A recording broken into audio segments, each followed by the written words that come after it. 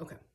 So one thing I'm posting on my energy healing Loving Lighthouse is what it's called, Loving Lighthouse ECS. I'm going to cross tag some of my accounts here. I'm starting to share information platform to platform or account to account, but I'm going to talk about one thing that I found very effective for reducing inflammation, because of course it reduced stress, and for actually losing weight, and that was breathing. Now, you don't have to be perfect. I talk about it in the video that I'm going to link up below in the description when I get to it. It's going to be for, again, for my service-based business, for my energy healing channel, and it's going to be about breathing. So sometimes we hear about shadow work and somatic exercise and meditation. And some of those actually feel like work. They almost feel overwhelming to people that have struggled with anxiety, with negative emotions, with stress, with all kinds of things, PTSD. It can feel hard to even start those things, even though they're gentle, even though they're supposed to be helping us. It can feel hard. It can feel overwhelming even. And if you have never had anxiety or you've never dealt with any kind of thing like that, then that might not make sense to you. But the video that I posted, what I'm going to do is very, very, very slowly, because sometimes that's what it takes. Baby steps. Very slowly going to lead people who have been working with me with emotion code and things like that through a series of exercises and techniques that they can use to improve their life, to reduce the stress. And this, again, did help me lose weight between my middle son and my daughter.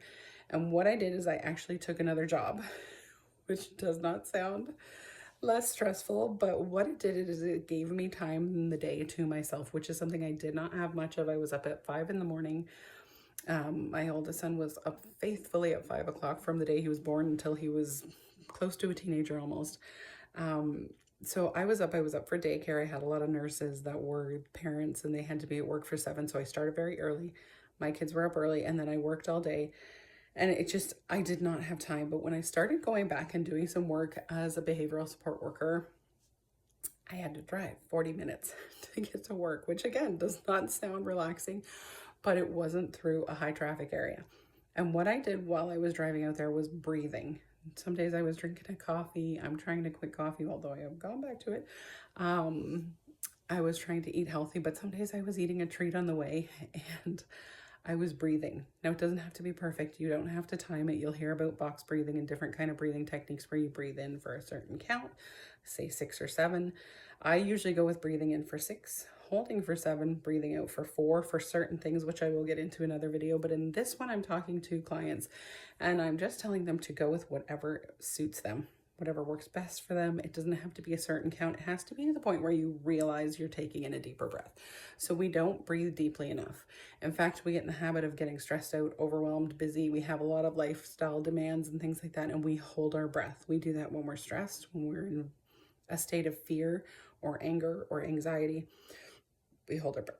And we're doing this and we're not realizing it. And a lot of times when I connect with clients, I get the feeling like, I'm like, do you not take deep breaths? Like I get that feeling from someone else's perspective, which is very enlightening in a way, to realize just how many people don't take a deep breath, how many people are holding their breath out of different kinds of emotional responses.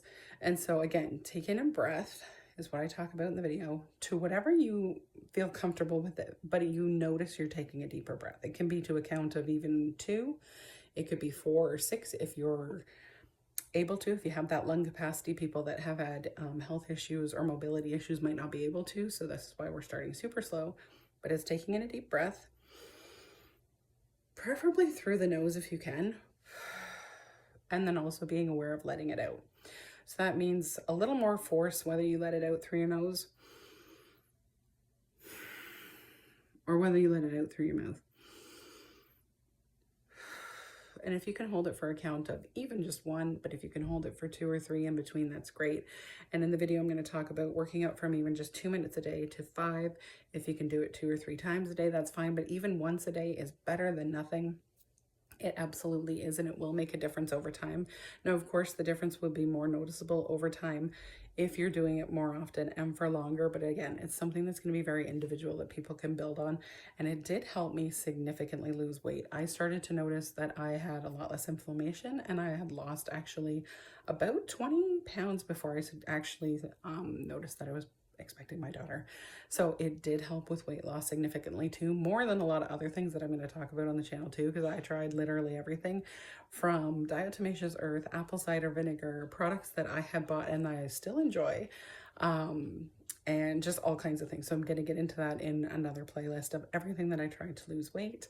And again, that's kind of crossover with autoimmune disease and inflammation and things like that. But breathing actually did help. And so again, I'm going to link in the description so you can go over and check out my other channel if you're interested, just because you're going to hear me talk about cross posting to different channels on different topics. And so in order for it to make a little more sense, you can hop over and see what I'm talking about in the other videos versus here. But it's basically the same information, that if we don't breathe nearly often enough, we don't allow ourselves the chance to breathe. And so if you can do it in the morning just before you wake up, just for a few minutes before you go to bed, when you're commuting, whether it's to drop your kid off at school, even to go pick up groceries. Most of us live a few minutes from the grocery store. But if you can just take that 2 to 5 minutes and then build on it throughout the day, it will make significant difference. And let me know if you notice the difference if you start doing it too.